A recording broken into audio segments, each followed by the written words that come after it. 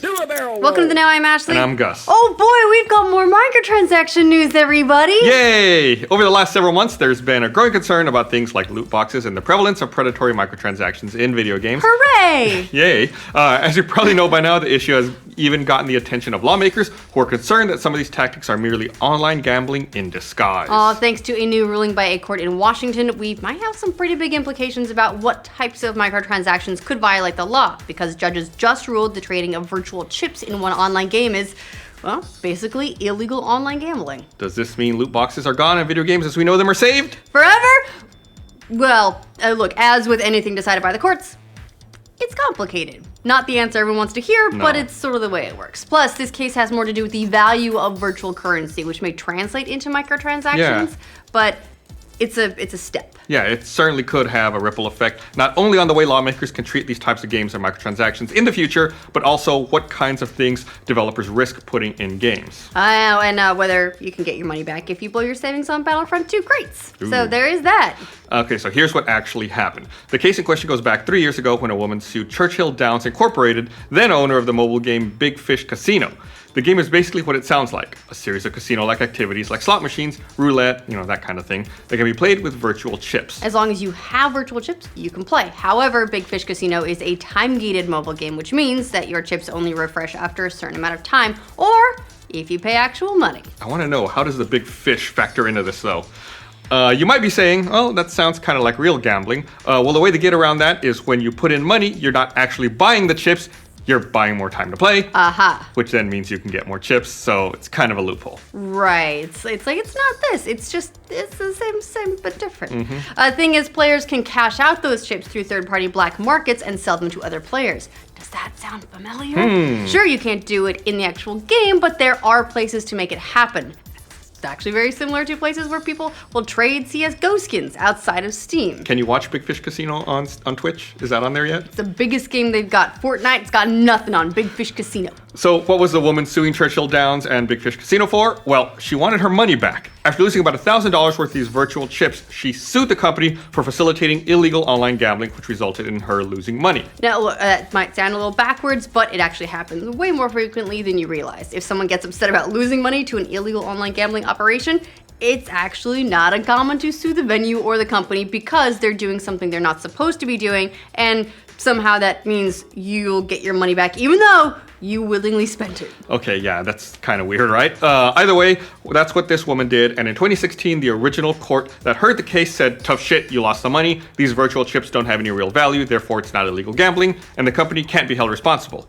That real value question is what most of the case hinged on, which we'll get to in a second. Yeah, after that ruling, the case got appealed, which shot it up the chain to the Ninth Circuit of U.S. Court Appeals, and interestingly enough, that court has ruled, yep, Big Fish Casino's virtual chips do have real value, which means it is totally online gambling. Presiding Judge Mylan Smith said of the case, defendant appellee Churchill Downs, the game's owner and operator, has made millions of dollars off of Big Fish Casino. However, despite collecting millions in revenue, Churchill Downs, like Captain Renault in Casablanca, purports to be shocked to find that Big Fish Casino could constitute illegal gambling.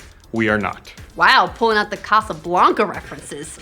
Smith went on to write, we therefore reverse the district court and hold that because Big Fish Casino's virtual chips are a thing of value, Big Fish Casino constitutes illegal gambling under Washington law. Did he say that Big Fish Casino might not regret it today, might not regret it tomorrow, but soon and often?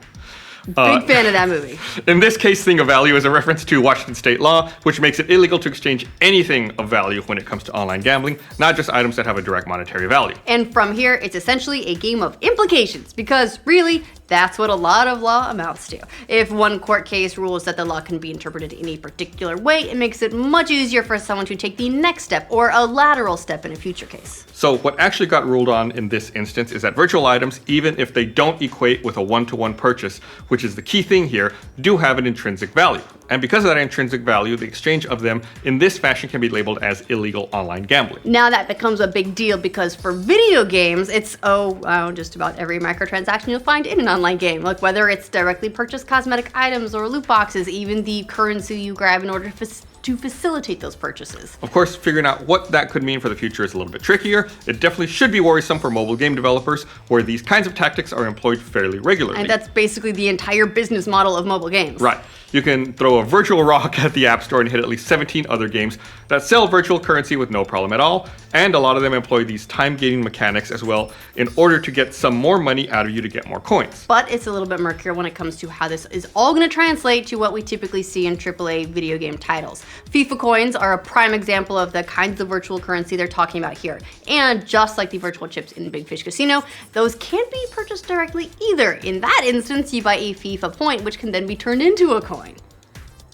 I'm shaking my head. If you just take enough steps, it doesn't count. See, they all know what they're doing here, but now we might have a different precedent set for how developers wager that kind of currency. Well, it could also establish an interesting precedent where people who've spent a lot of money in online video games, fake items, virtual currency, whatever, can go back to a company and then sue them to get their money back because they've decided later on they're not happy. It's kind of frustrating. We've actually seen a lot of those cases in recent months where people got more than they bargained for with the addictive nature of some of these microtransaction-filled games. Back in November, there was a case of the 19-year-old who dropped more than $17,000 in games like CSGO and The Hobbit: Kingdoms of Middle-earth. How? How? What is The Hobbit: Kingdoms of Middle-earth? It's a game that costs $17,000. Wow, TIL. And just this past month, we had another example of a man spending $70,000 on fake Grand Order. Oh, I mean, again, how? But hey, guess what? Time to get your money back, gentlemen. I don't feel like I have a problem with Star Citizen anymore. However, this is merely... No, you still have a problem. No. Let's not just Look gloss at that. over that. That's way worse. No. I'm fine. I'm good. You don't even know how many ships you own.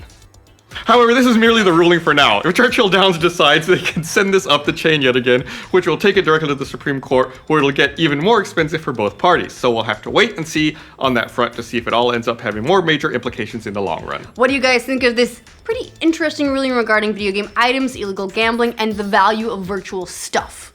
And also, is Gus... or does he or does he not have a problem with Star Citizen? Let us know in the comments. And for future updates on the expensive world of microtransactions, remember to like this video, and if you're new around here, subscribe to the know. After that ruling, the case got appealed, which shot it up to the... defendant appellee... I was thinking of Applebee's when I read that. the defendant Appleby. Can you scroll back just a bit so I can get the name? Okay. Recent months where people got more than they bargained for with the addictive? What am I? You're thinking additive. Right, that's exactly. exactly Very what- additive, yeah. Applebee's.